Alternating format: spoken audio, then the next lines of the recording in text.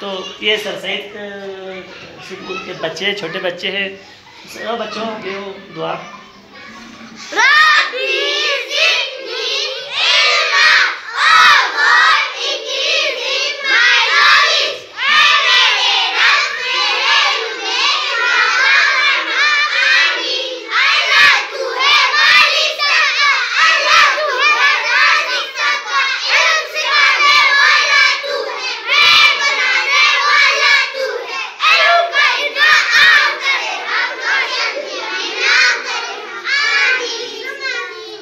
तो ये बच्चे जो है सरसरी के छोटे बच्चे, इन पर अगर हम हकीकी तामानों में काम करें, इनको हकीकी मानों में अगर हम टाइम दें, तो ये आगे फ्यूचर में हमारे इलाके के लिए, कौम के लिए, मुल्क के लिए काफ़ी कुछ कर सकते हैं। अभी इनकी उम्र देखो ज़्यादा से 3 साल 4 साल 5 साल है, उससे ज़्यादा नहीं है।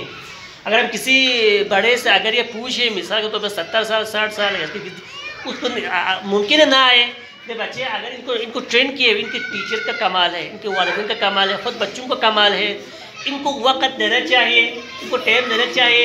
आप इन पर खर्च करें तो इंशाल्लाह ये बच्चे हमारे लिए, कौम के लिए एक मेयार और एक कौम को बेहतर तरह से लीड कर सकते हैं।